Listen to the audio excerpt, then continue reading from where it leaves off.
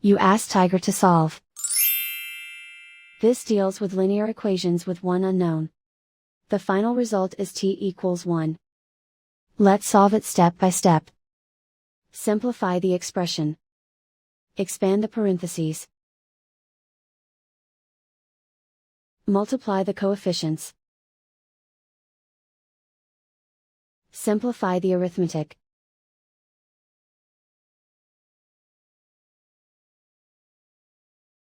Group all m terms on the left side of the equation. Subtract 5t from both sides.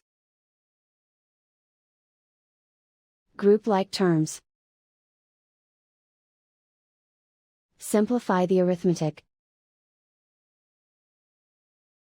Group like terms. Simplify the arithmetic. Group all constants on the right side of the equation. Add 4 to both sides. Simplify the arithmetic.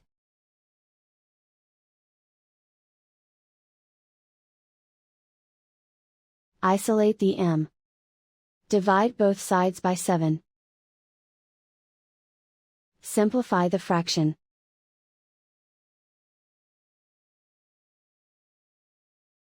And so the final result is t equals 1.